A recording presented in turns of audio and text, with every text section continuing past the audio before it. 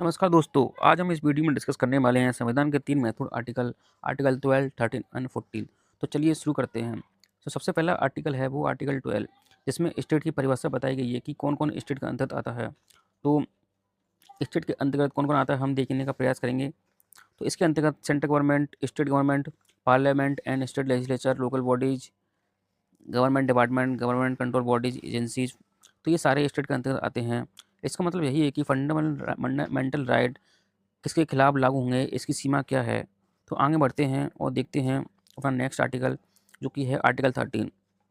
Article 13 हमें बताता है कि कोई भी ऐसा कानून जो कि मूल अधिकारों को उल्लंघन करता हो या उनका अल्पीकरण करता हो, तो उसको न्यायपालिका अवैध घोषित कर देगी। आर्टिकल 13 के तहत जुडिशियल रिव्यू का प्रावधान भी किया गया है। तो आगे बढ़ते हैं और देखते हैं अपना नेक्स्ट आर्टिकल, जो कि है आर्टिकल 14। आर्टिकल 14 के अंतर्गत 2 प्रावधान किए गए हैं। पहला है इक्वलिटी बिफोर लॉ और दूसरा है इक्वल प्रोटेक्शन ऑफ लॉ। तो दोनों को समझने का प्रयास करेंगे, ये क्या है, इनका क्या अर्थ है। तो इक्वलिटी बिफोर लॉ, जो कि हम जानते हैं कि यूके से भारत में लिया गया है। तो इसके तहत सभी लोग कानून के समान हैं। पहला प्रावधान यही है, किसी भी व्यक्ति के साथ भेदभाव नहीं किया जाएगा। हर व्यक्ति को कानून का समान संरक्षण मिलेगा।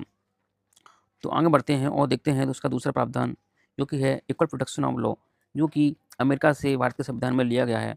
इसका अर्थ ये है कि समान हालत होने होने में लोगों को समान संरक्षण मिलेगा, समान परिस्थिति में समान व्यवहार।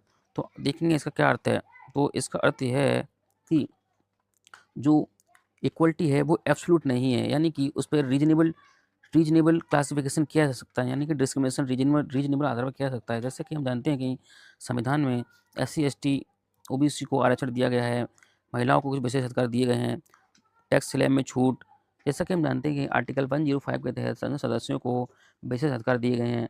आर्टिकल 194 के तहत विधायकों को विशेष अधिकार दिए गए हैं। तो इस वीडियो में इतना ही। Thank you for watching. धन्यवाद। जय हिंद।